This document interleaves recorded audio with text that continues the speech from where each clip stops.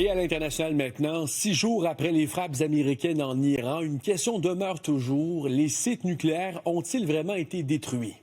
Le Pentagone parle d'un programme anéanti, mais l'Iran évoque plutôt des dégâts importants. Et selon le renseignement américain, les frappes n'auraient causé qu'un retard de quelques mois, loin finalement de la version de la Maison-Blanche. Eh bien, aujourd'hui, la Maison-Blanche est revenue à la charge pour défendre ces récentes frappes. Peter Hegseth, que vous voyez à l'écran, parle d'un succès historique et accuse les médias de chercher le scandale plutôt que d'en reconnaître l'impact. Because you cheer against Trump so hard, it's like in your DNA and in your blood to cheer against Trump. Because you want him not to be successful so bad, you have to cheer against the efficacy of these strikes. You have to hope maybe they weren't effective. Maybe the way the Trump administration has represented him isn't true. So let's take half-truths, spun information, leaked information, and then spin it.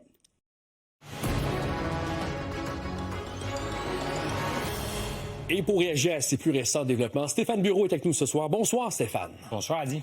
Le Pentagone affirme que les frappes ont anéanti les capacités nucléaires iraniennes. Le renseignement américain, lui, plutôt parle d'un simple retard de quelques mois. Stéphane, qui est-ce qu'on doit croire?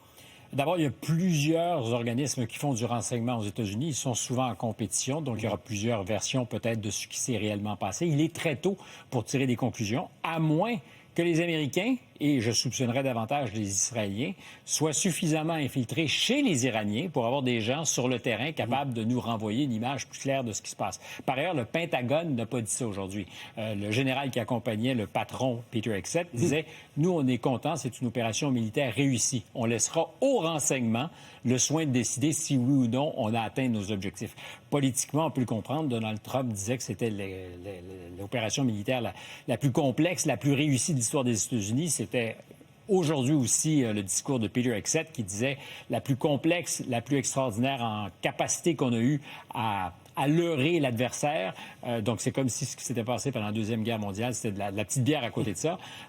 Donc, politiquement, on veut faire valoir que ça a fonctionné sur toute la ligne. Ça a fonctionné, en tout cas, d'un point de vue opérationnel sur le terrain. Ça a convaincu les Israéliens et les Iraniens qu'il fallait peut-être arrêter quand Donald Trump a sifflé la fin de la récréation.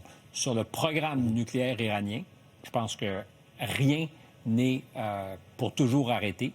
Et au contraire, peut-être que la menace iranienne est plus grande, peut-être pas aujourd'hui, mais elle le sera bientôt plus grande. Pourquoi? Parce que les Iraniens vont renoncer très vraisemblablement à ce que les inspecteurs de l'Agence internationale de l'énergie atomique aient accès à leur centre de recherche, ce qui était le cas avant. Probablement qu'ils se retireront du traité de non-prolifération.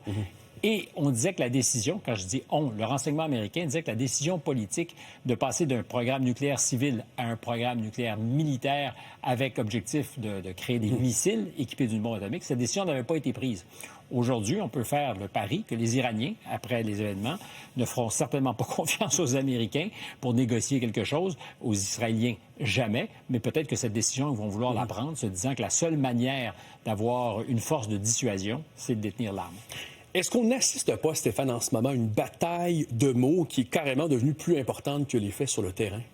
Bien, la rhétorique, la capacité de convaincre l'adversaire de certaines choses, sinon ses populations, c'est au cœur de la guerre. Il y a la guerre qui se fait avec la quincaillerie militaire, puis il y a la propagande, il y a la désinformation. Pour le régime iranien particulièrement, il est en position, je dirais, pas de faiblesse, parce que ça non plus, on ne peut pas être certain de quoi que ce soit, mais c'est un régime qui a été malmené dans les 2 dernières semaines et qui a tout intérêt à dire à sa population, nous avons gagné, c'est nous qui sommes indiscutablement ceux qui ont imposé les conditions du cessez-le-feu, alors qu'on sait que c'est pas vrai. Pour Donald Trump, même chose. Et d'ailleurs, Donald Trump s'intéressait très certainement à ce qui s'est passé en Iran puis au programme nucléaire en agissant comme ça, mais c'est aussi une manière de rappeler à tout le monde que il est capable de mordre et pas que d'aboyer. On l'a entendu, le fameux taco « Trump always chickens out ». C'est vrai en matière commerciale, c'était vrai en matière d'opération militaire. Quand il disait aux Russes « Faites attention, je vous ai à l'œil, je suis en train de perdre patience ». Et là, il a choisi, je pense, d'agir sur le terrain iranien, mais d'être entendu peut-être aussi ailleurs. Est-ce qu'il y aura négociation la semaine prochaine? Trump dit oui, l'Iran dit il n'est pas pour le moment prévu qu'il y ait des rencontres. Est-ce que les Iraniens ont intérêt à négocier avec les Américains en 30 secondes? Peut-être de gagner du temps, comme les Iraniens l'ont toujours fait. Ce que l'on sait, c'est que l'on ne sait pas. Est-ce qu'on aurait pensé d'abord, samedi, en début de soirée, que les Américains allaient bombarder? Non. Est-ce qu'on pensait que 72 heures plus tard, il y aurait un cessez-le-feu? Non plus. Ce qu'on sait, c'est qu'il y a des conversations informelles entre les Américains et les Iraniens, quoi qu'en disent les uns et les autres. En général, Trump dit, on leur parle ou ils viennent cogner à la porte. Les Iraniens disent non, mais ils se parlent, ces gens-là. Est-ce que c'est possible? Oui. Est-ce que c'est gagné? Pas sûr. Très bien. Stéphane Bureau, merci beaucoup.